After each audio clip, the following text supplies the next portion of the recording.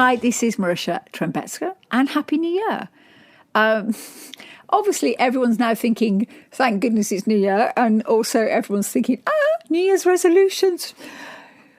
But what I always do at the end of every year, even at the end of one as bonkers at 2020, is I always do a review of the previous year before I head into the next one.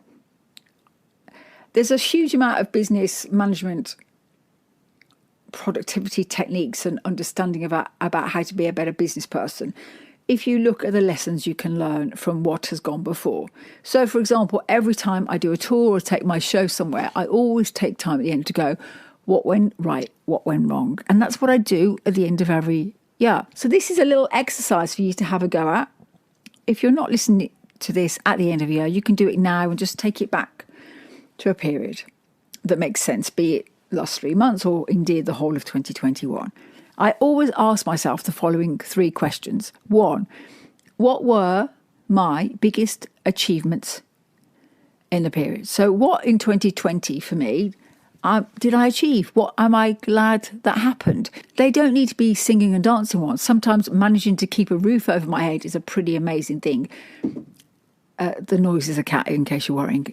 If you hear some weird noises in the background, it's the cat. So in terms of what are you proud of, maybe getting through it? But it also could be things like I managed to have the mental health to get through. I didn't cry myself to sleep every night.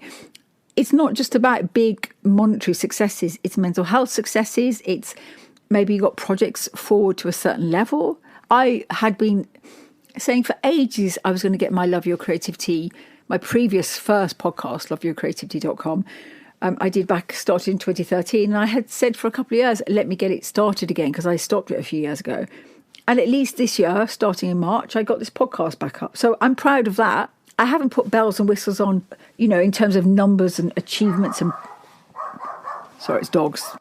But I am very pleased that since August, I have managed once a week to post a new Love Your Creativity and Make Money podcast. And also, this year, I started the Singing Psychic podcast.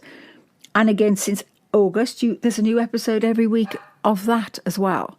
So there's 2 achievements of mine. I haven't put loads of, make millions of pounds on my podcast. Haven't done that. I have had some press on them. But again, it's an achievement of both. Every week, somehow I turned up in my life and did 2 podcasts a week.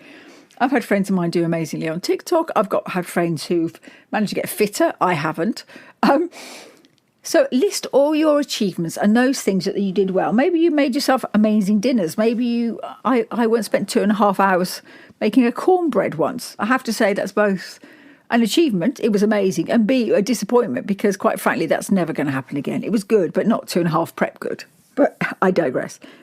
So first list all the achievements you can possibly think about, things you're happy about, things you felt were successful, things where you managed to get done even though it seemed impossible. Write that list of achievements down.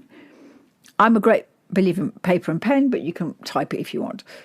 And then, what are your greatest disappointments? A list of your greatest disappointments in the past year. Now, I had lots of plans to do touring, some of which I'd booked, all of which got cancelled. I managed to... over Christmas 2019, I went skiing, and then I was actually in Miami Beach in January 2020. And then normally I'm always on a plane, and obviously everything got cancelled. So big disappointment that. But also I'm feeling, as I feel many of you are, I've never felt less fit in my life. Gyms have been open or shut. I just have been, obviously I've been self-isolating. I'm fine, but I'm just trying to be careful and help everyone just kind of move through this. So that's another... that's a disappointment in itself. What happened in terms of where are you disappointed? Maybe other people disappointed you. Maybe you had faith in relationships and situations that work-wise that didn't happen. Possibly you're disappointed in the government. Don't even let me get started on the Brexit and the Brexit deal. But anyway, moving forward. But I am pleased about, thank God America managed to get rid of Trump. Well, hey. So what were your personal disappointments? Health, money, did you not have enough saved? Did you have some saved and it wasn't enough? Obviously, you might have lost a job. I lost loads of work gigging. What were things you said you were going to do and you didn't? all those kind of. So what's disappointing? So sometimes it's personal as well as kind of out in the wider world. I started playing more guitar, and then towards the end, I kind of stopped. My nails are really long and looking fabulous, but my guitar playing's gone down the pan. So that's a disappointment in myself. I could have found the time and I didn't. So, and then I want you, third stage, look at your list of achievements, look at your list of disappointments, and then look at what lessons you can draw from that. Where, if you succeeded, what is it that made you succeed?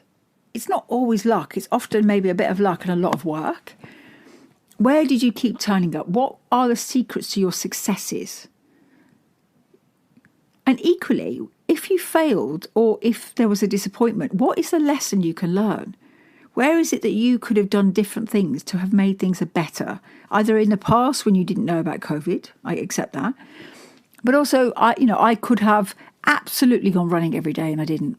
So when I then say I don't feel that fit right now, well, I could have changed that.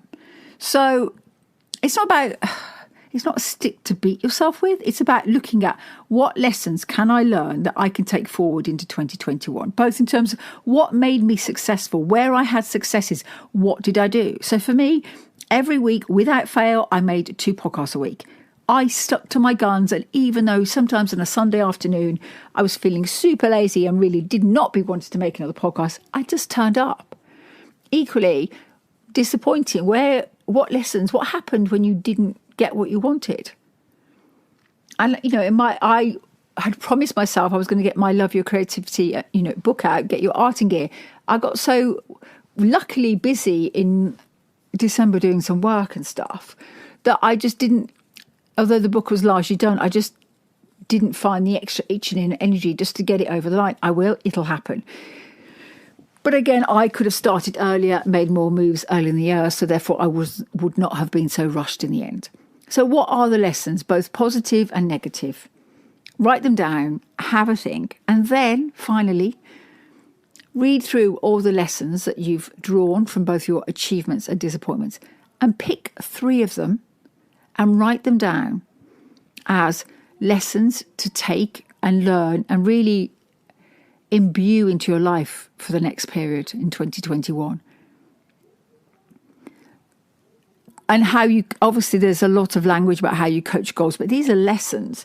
Now, I'll do a podcast probably over the weekend now about other things I look at before I kind of move forward in terms of goals, monitoring everything, because we've all got to start gigging next year, hopefully get vaccines, start getting money in the bank from creativity, all that stuff where it really didn't happen for most of us this 2020. I'm recording this New Year's Eve. But really also let's look at, pick just 3 lessons, because if you pick loads, you won't do it, but just pick 3 lessons that maybe every day for the first couple of months you read them and go, oh, those are the lessons that I drew out as important. I think you'll find it invaluable, this kind of retrospective in a that worked, let's do more of that. That didn't work, why didn't it work? Or let's make sure we don't do that mistake again. This is how we learn. We get back up, we forgive ourselves. We get back up, we forgive ourselves, and we move forward. So there we are. So wherever you are in the world, have a fabulous beginning of January, and I'll be back again next week, and I am going to get this book out. My goodness. It's kind of done. It's just I've got to add a few more chapters, and I've even got the artwork done. It's just me being really wonderfully busy. I've got some acting stuff. Woo! First couple of weeks of January, first in a long time. I can't wait to get back on stage. Okay, lovelies. I hope whatever happens over this kind of period that we all move forward and... Oh, the cat's back. The cat is vicious. I love cats, but this one's got a...